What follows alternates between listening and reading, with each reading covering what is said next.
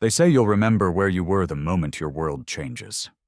For me, it was inside Conference Room B, still holding the Starbucks I grabbed from my boss. The one who smiled and told me, "Come in, let's talk."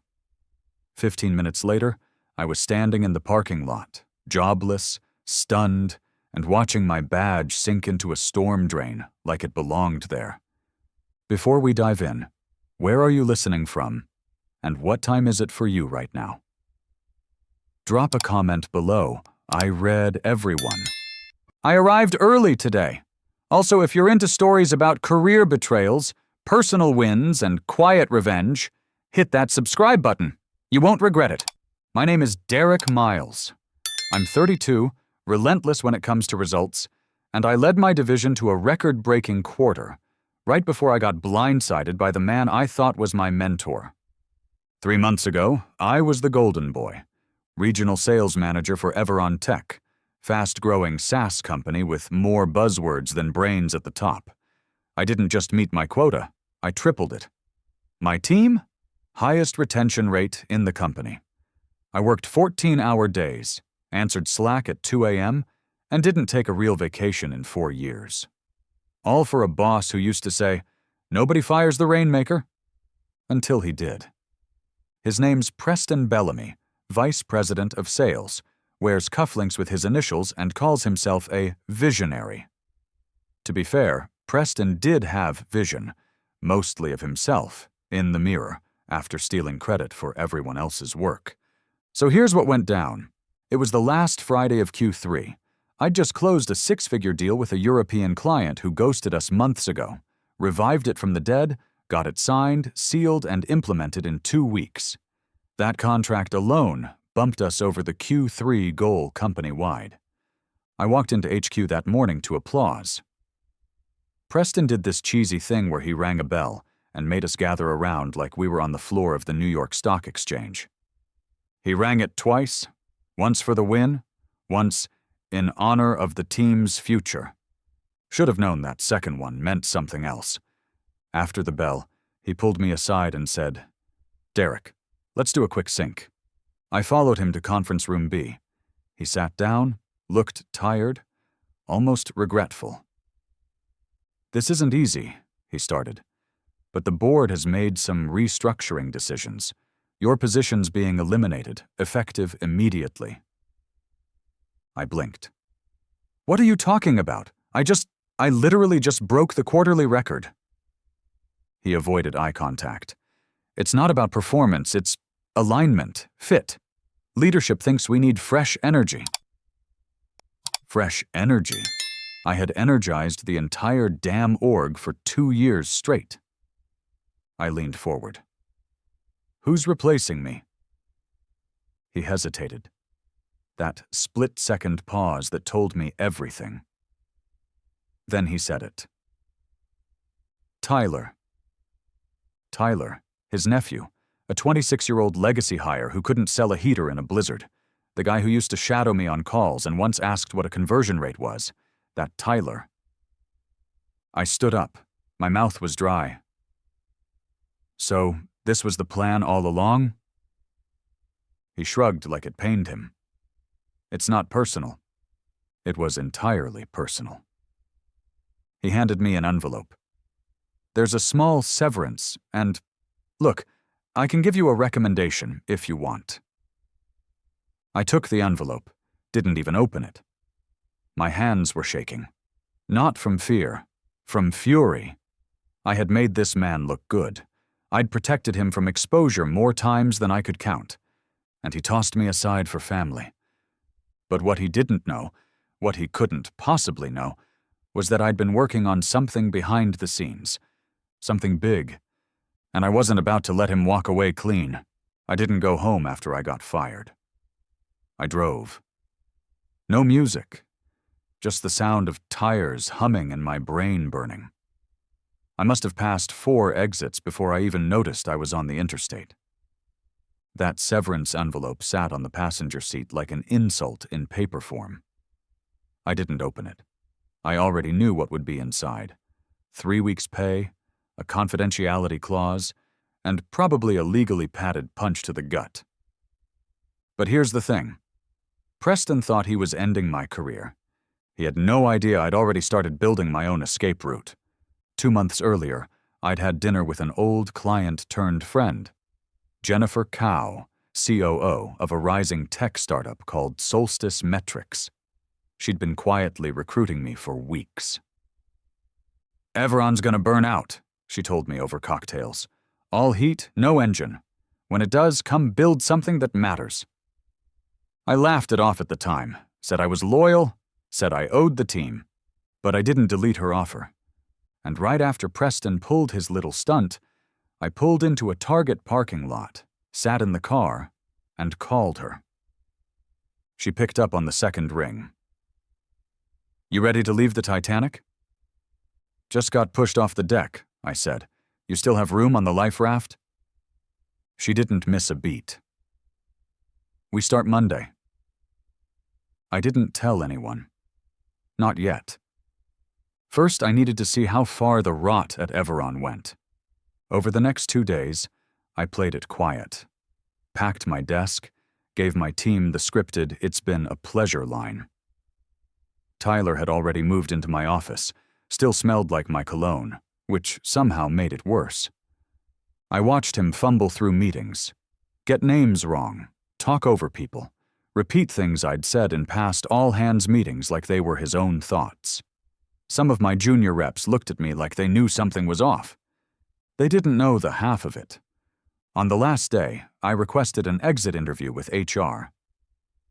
"I want to give feedback," I said, "about the culture." They agreed, and I came prepared. Not to beg, not to plead. I brought receipts, emails, Slack messages, internal docs showing how Preston had been attributing my sales numbers to Tyler for months. I'd started archiving them after I noticed weird inconsistencies in team reports. At the time, I thought it was just sloppy data. It wasn't. Preston was grooming Tyler for the role, using my wins to boost his image, and cherry-picking any internal error to quietly paint me as unreliable. HR stared at the printouts like they'd been handed a live grenade. I said nothing else, just smiled and walked out. The next morning, a very different email landed in my inbox. From Preston. Subject line: "Would love to talk." I didn't reply. Instead, I screenshotted it, saved it, and archived it next to all the rest. Because this wasn't over. He took my job. Now I was going to take everything else. Monday morning, 8:03 a.m. I wasn't driving to Everon anymore. I was standing in the sleek glass lobby of Solstice Metrics, holding a visitor badge with my name already printed on it. I hadn't even started yet, but they treated me like I belonged. Like I mattered. Jennifer met me at the elevator. "You look 10 pounds lighter," she said, grinning. "I left a lot of dead weight behind," I replied. But in truth, I didn't feel light. Not yet.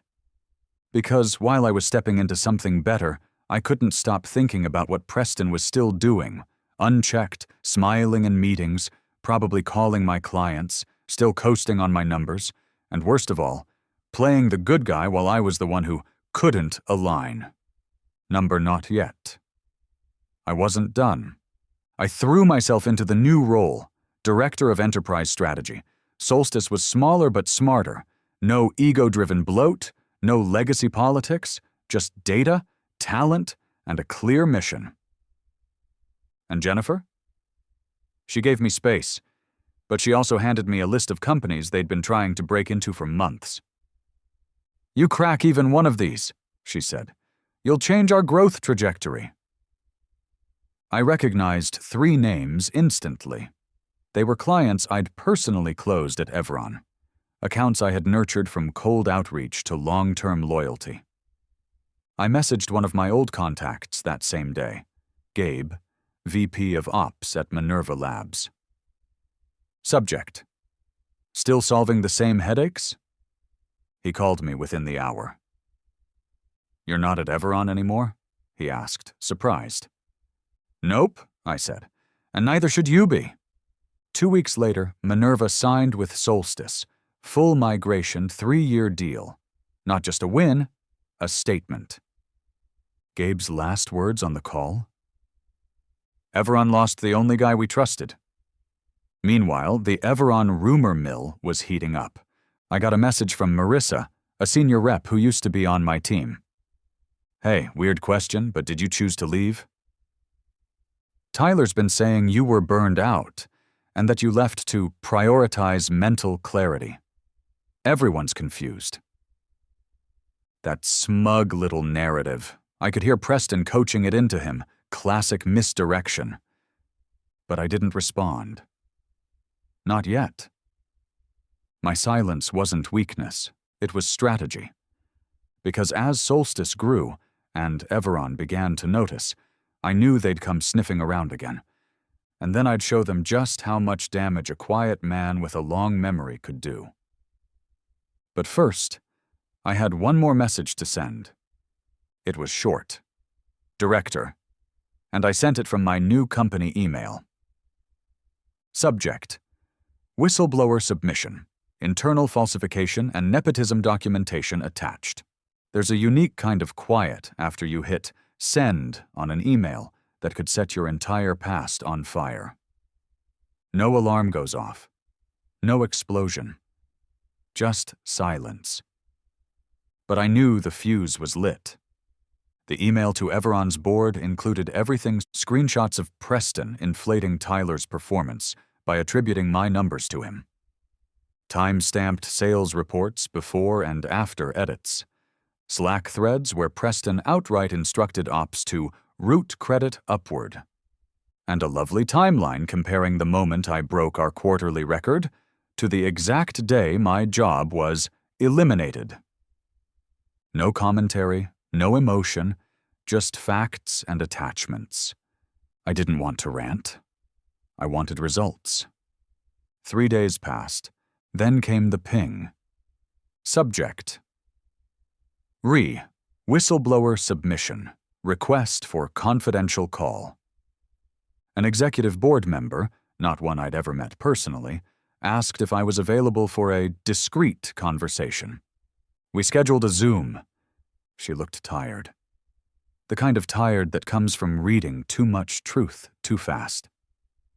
Derek, thank you for what you sent, she said. We've suspected performance inflation, but never had internal proof. Preston's been coaching his nephew, I said. On my playbook. He's not grooming talent.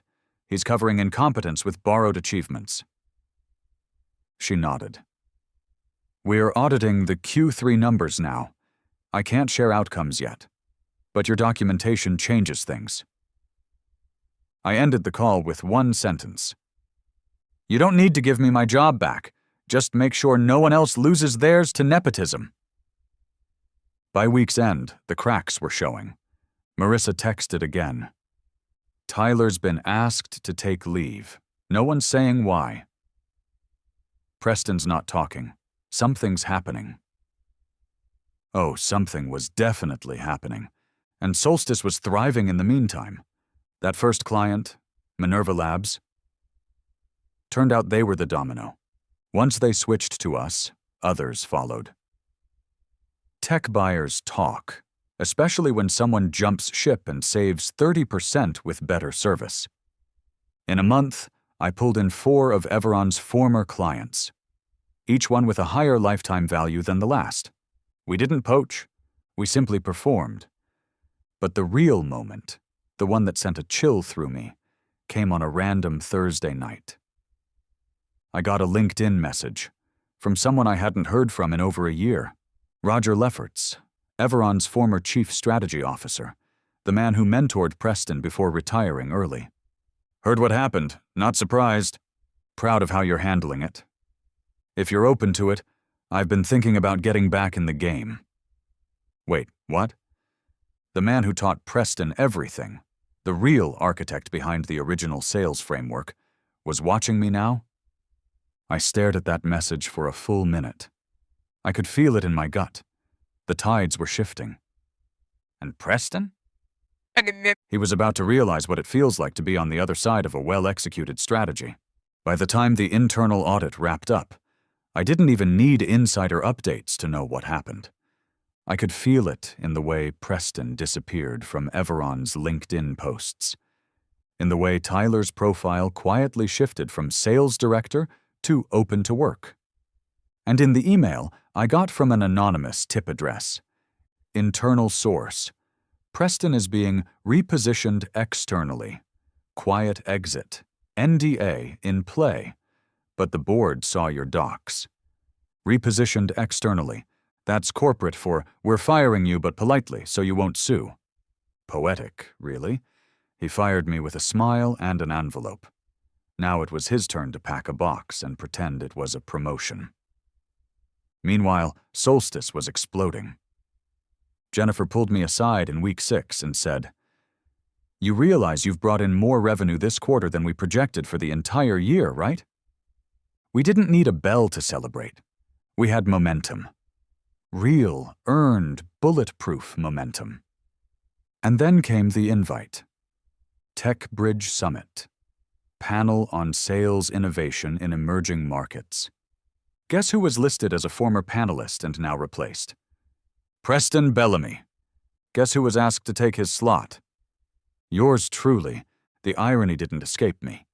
The panel was being moderated by none other than one of our shared former colleagues, a VP who once gushed over Preston's leadership instincts. I considered declining. I really did. But then I remembered every time Preston cut me off in a meeting. Every time he said, "Don't overcomplicate it, Derek," when I brought strategy to the table. Every time he looked past me when praise was being handed out, because he was already taking the credit. So I replied, "Honored. See you there." The panel was held in a sleek auditorium downtown, floor-to-ceiling windows, catered espresso bar, and a full house of industry leaders. I wore the same jacket I'd worn the day Preston fired me. Felt like armor. Halfway through the panel, someone in the audience asked, "Derek, what's your approach to developing top performers without falling into the trap of favoritism?" The room shifted. I looked the moderator dead in the eye and said, "You have to know the difference between mentoring talent and manufacturing successors. One builds teams, the other buries them." A few people actually gasped. I didn't name names, I didn't need to. I was speaking from experience, and everyone in that room knew it. After the event, I stepped outside and checked my phone. One new message. Unknown number. I deserved what happened. You were better than me. I hope it was worth it. Preston.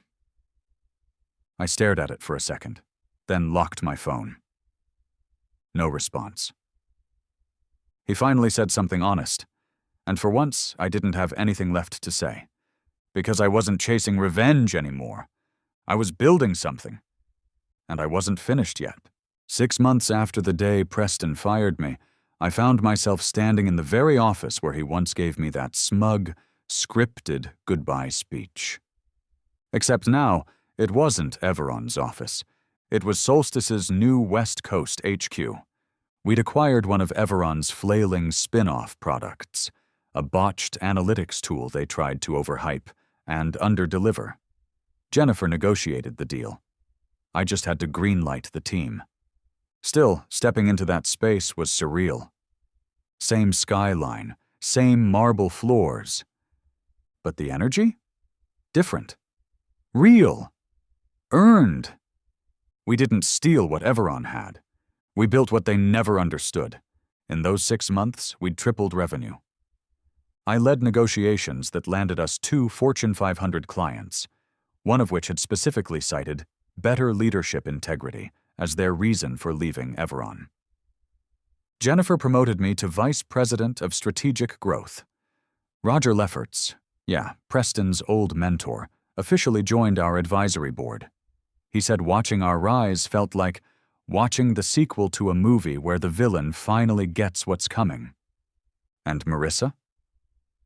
She applied to Solstice after the audit fallout left her team leaderless. I didn't just give her a role, I gave her my playbook.